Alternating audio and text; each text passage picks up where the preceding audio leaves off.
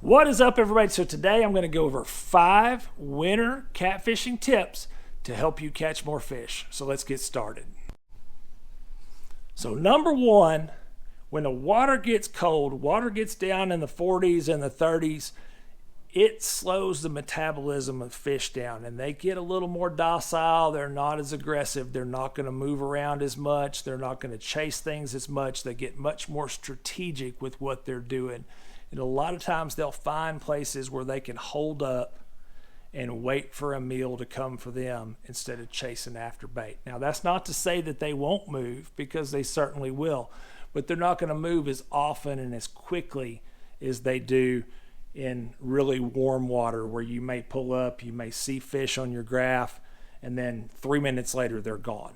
And they move long ways and make these big moves chasing after schools of bait. When it's cold, they're not going to move that quickly, and they're not going to move that far. They're going to follow the food and stay on that food, and they're going to conserve energy. Spend that extra time to find fish on that graph, and when you do find fish, make sure you really cover that water thoroughly to make sure you've fished it out completely before you move on to the next place. Now, number 2 is to slow down. A lot of anglers like to get out in those mid depths or in that deep water, and they like to drift or pull planer boards or drag or whatever you want to call it. There's a million different terms for it.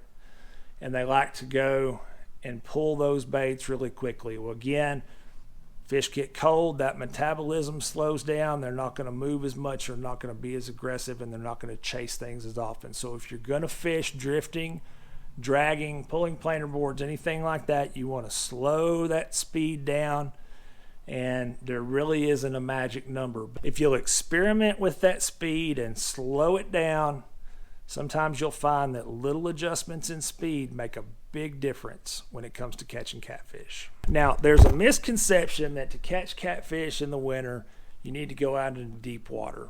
I hear it so often, and it's completely and totally false. The fish are going to be where the food is, and they're going to be where they feel best.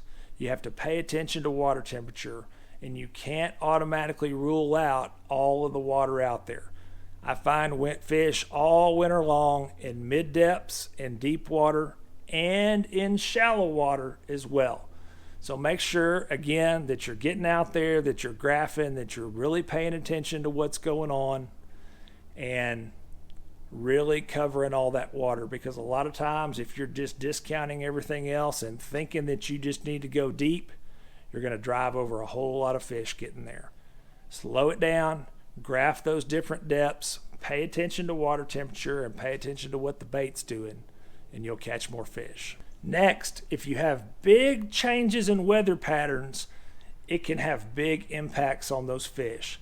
If it's unseasonably warm or really warm and you have a major cold front come through, a big strong north wind, a lot of times it'll push those fish onto structure and really bunch them up tight to the bottom, or it could completely and totally move them to a different area of the lake or to a different depth.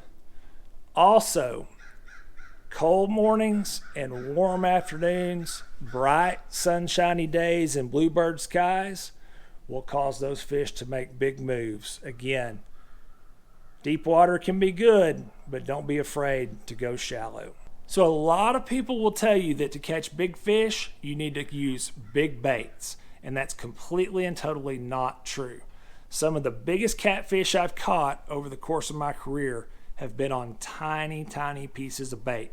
You need to focus on getting the baits in front of hungry fish and good concentrations of them, and don't worry as much about using big baits. The only real advantage of fishing with a big bait is it keeps the smaller fish off. So if you're wanting to catch big fish, it'll help keep those little fish off the lines and help keep those lines in the water. But you need to match the hatch, pay attention to what the fish are feeding on, pay attention to what you're seeing on that graph, and don't be afraid to experiment with some different bait sizes, because a lot of times that'll make a big difference with putting fish in the boat. Also, don't be afraid to experiment with different types of bait. If you fish with shad primarily, don't be afraid to throw a little carp or buffalo or drum or cut perch or anything else like that out there, because sometimes putting a little buffet out there will teach you some things and put more fish in your boat. Next time you're out on the water, don't be afraid to try some new things, try some new depths, fish some new areas, and try some new baits. Don't get stuck into a rut believing everything that you hear and thinking that you have to go to one depth or use one bait, because if you get out there, think outside the box a little bit and experiment, you'll start catching more catfish and you'll learn a whole lot in the process. Hope you learned some good tips today. I'll be back next week. Until next time, I'm Chad Ferguson, catfishedge.com.